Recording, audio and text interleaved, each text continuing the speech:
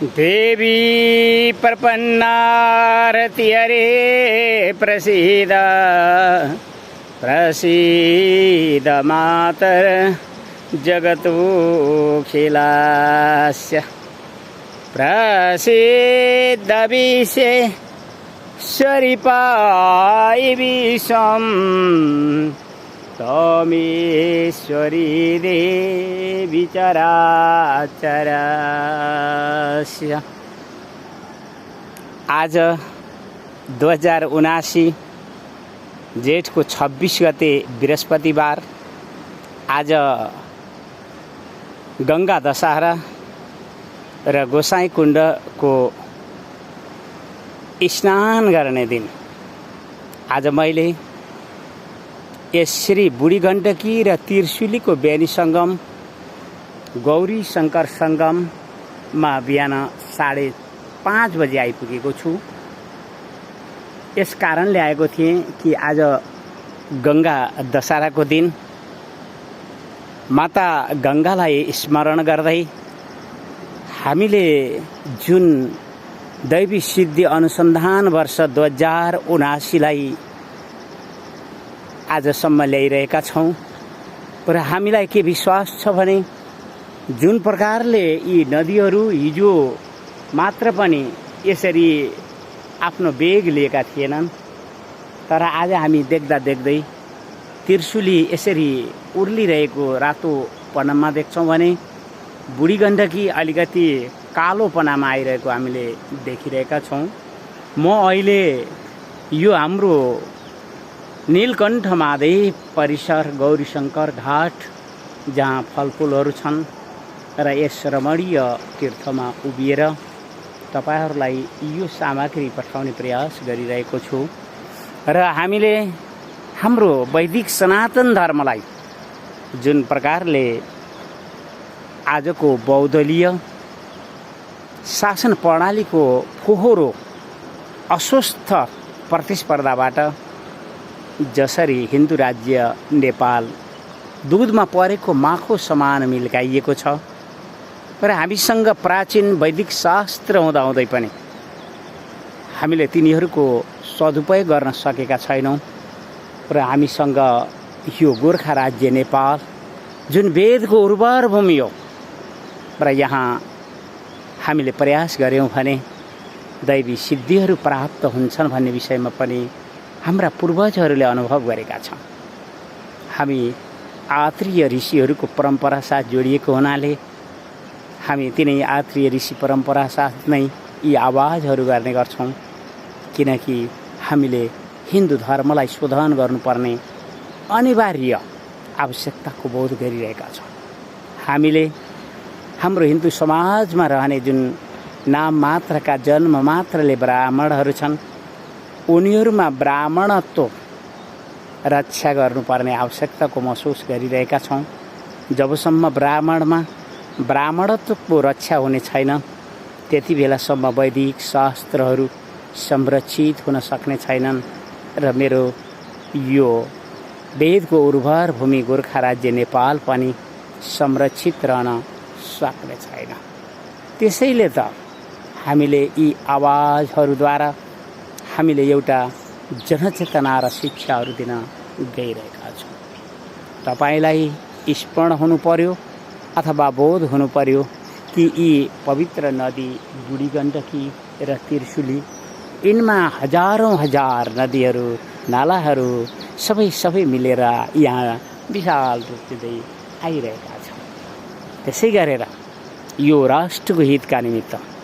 गोर्खा राज्य नेपालको हित र संरक्षणका निमित्त जुन प्रकारले बौद्धलीय राजनीतिको जुन अस्वस्थ प्रतिस्पर्धा र त्यो फोहोरिएको जुन शासन प्रणालीहरू, शासन लुछा तानीका ती सत्ताका निमित्त जुन हाम्रा बौद्धलीय नेताहरूले नाटकीय प्रवृत्तिहरू देखाए, हामीले हाम्रो हिन्दू समाजलाई शोधन गर्दै हामीले त्यो फोहोरो बौद्धलीय राजनीतिलाई पनि सफाई गर्नेछौँ। जस प्रकारले काठमाडौँ उपत्यकामा फोहोरोहरू डङ्गुरहरू छन्, तिनलाई व्यवस्थापन गर्ने प्रयासहरू हुँदैछन्। त्यस्तै गरेर यो राष्ट्रको फोहोरिएको अस्वस्थ प्रतिस्पर्धामा उभिएको बहुदलीय शासन प्रणालीलाई पनि हामीले अवश्यमेव यो राष्ट्रको हितमा छैन भनेर मेल्काउने व्यवस्थापन गर्नेतर्फ हामी लागिरहेका छौँ। अवश्यमेव हामीले जब दैवी सिद्धिहरू पाउनेछौँ, किनकि हाम्रो प्राचीन वैदिक शास्त्रहरूमा विशेष गरेर दुर्गा सप्तशती र श्रीमद् भागवत गीता, त्यस्तै गरेर रुद्रीहरू, जहाँ कहीँ पनि हामी स्तुतिहरू गर्छौँ, त्यहाँ स्तुति गर्ने पाठहरूमा हामीलाई के बोध हुन्छ भने कि जहिले कहिले पनि यो वैदिक सनातन धर्मलाई संरक्षण गर्नका निमित्त ब्राह्मणहरूमा रहने ब्राह्मणत्वको संरक्षण गर्नु आवश्यक छ। र आज हाम्रो हिन्दू समाज जुन प्रकारले फोहोरिएको छ, हामीले जललाई फिड्किरी आदि राखेर अथवा कपडा आदिले छनौट गरेर अथवा आधुनिक जुन विज्ञानका आविष्कारहरूबाट जललाई शोधन गर्ने गर्छौँ, त्यसै गरेर नै हामीले यो हिन्दू समाजलाई शोधन गर्नुपर्ने अनिवार्यताको अनुभव गरिरहेका छौँ। यही हिन्दू धर्मको शोधनपछि मात्र हामीले हाम्रो राष्ट्रलाई संरक्षण गर्न पनि सक्छौँ र हामीले फोहोरिएको बहुदलीय राजनीतिको सत्तालाई जुन प्रकारले अस्वस्थ प्रतिस्पर्धा साथ हानालोची चलिरहेको छ, यो नेपाली जनताहरूले बुझेका छैनन्। त्यसो होइन, तर नेपाली जनताहरूले राष्ट्रभक्तिको जागरण पाएका रहेनछन् भन्ने कुरालाई हामीले अनुभव गरिरहेका छौँ र हामीले अवश्यमेव छिटोभन्दा छिटो नै ती अग्नि सिद्धिहरू, ती वरुण जल सिद्धिहरू, ती वायु सिद्धिहरूका साथमा हामीले हाम्रो गोर्खा राज्य नेपालको जुन राष्ट्रिय गौरवका विषयहरू हुन्, ती विषयहरूलाई हामीले अवश्यमेव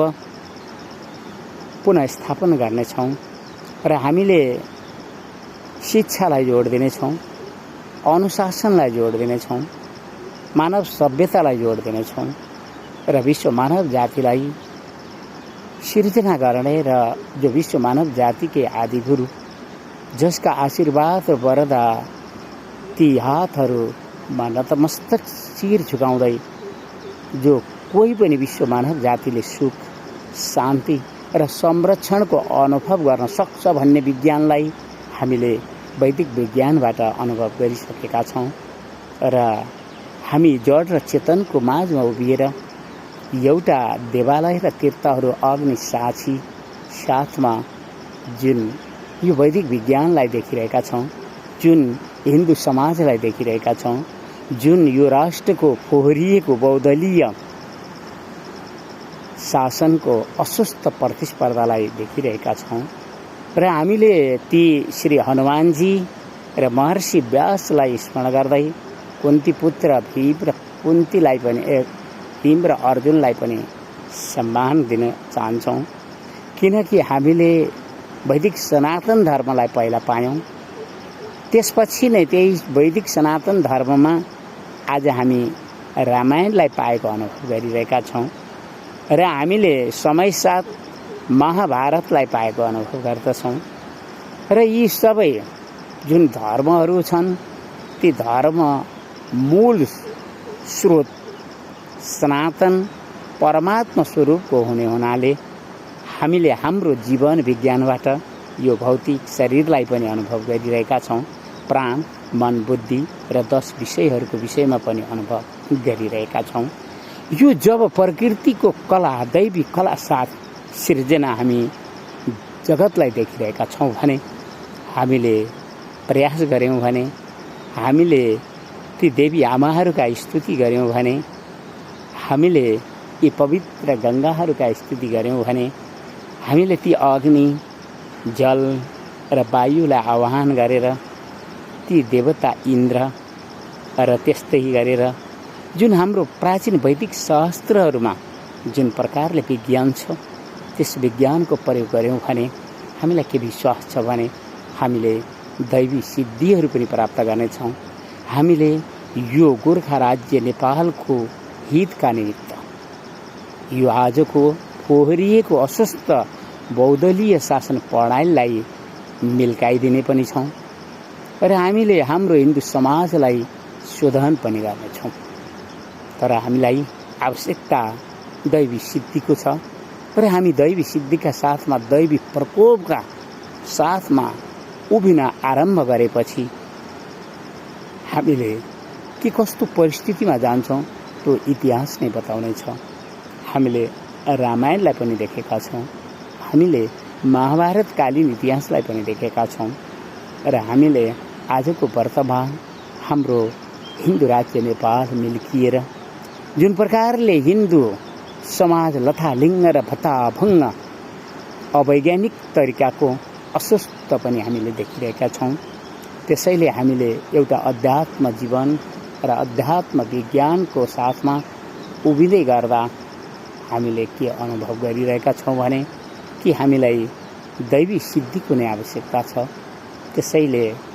सर्वप्रथम त म आज गङ्गा दशहरा हुने नाताले श्री बुढी गण्डकी र त्रिशुलीय बेनी सङ्गम गौरी शङ्कर सङ्गम जहाँ बुढी आमैका शिक्षा र उपदेशहरू प्राप्त हुने गर्दछन्,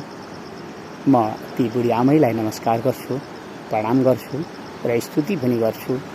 र मैले ती राजराजेश्वरी गोरख काली मातालाई प्रणाम गर्छु र स्तुति गर्छु। मैले ती सिद्धिदात्री सिद्धलेख भालथुङ कालीका जुन कुलदेवी हुन् उनलाई स्मरण गर्दै प्रणाम गर्छु। त्यस्तै गरेर माता तीर्थधाम गौरी शङ्कर सङ्गममा स्थित सिद्धिदात्री गौरी मातालाई पनि मैले हार्दिक नमन गर्दै स्मरण गर्दछु, किनकि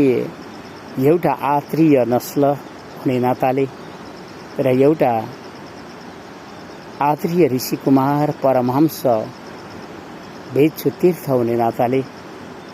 मैले जुन प्रकारले यो राष्ट्रको हितका निमित्त यो हाम्रो वैदिक सनातन धर्मको संरक्षणका निमित्त र हिन्दू समाजलाई शोधनका निमित्त दैवी सिद्धिको निमित्त जुन प्रयासहरू गरिरहेको छु, 2078 देखि वैदिक विज्ञान अनुसन्धान गर्दै 2079 आएर दैवी सिद्धिको अनुसन्धानतर्फ उभिँदै गर्दा हामीले के बोध गर्यौँ भने कि हामी एक्लो भएर मात्र ईश्वर देवताहरूको साथ पाउँछौँ र हाम्रो सकारात्मक र शुभ सङ्कल्पले हामीलाई दैवी सिद्धि दिन्छ र ईश्वरी इच्छा र वैदिक शास्त्रहरूको बाटोमा उभिएर धर्म र सत्यका साथमा हामी अगाडि बढ्यौँ भने अवश्यमेव हामीलाई दैवी सिद्धिहरू मिल्नेछन्। त्यसैले आज म यो श्री बुढी गण्डकी र त्रिशुलीको यस बेनी सङ्गम गौरी शङ्कर सङ्गममा आएर यो दृश्य भिडियो तपाईँहरूलाई पठाउँदै गर्दा यो राष्ट्रको हितका निमित्त अब हामीले शिक्षामा जोड दिनुपर्छ, अब हामीले खाद्यान्नमा आत्मनिर्भर हुनका निमित्त जोड दिनुपर्छ, अब हामीले हाम्रो विज्ञान र प्रविधिसित जोडिएको कृषि,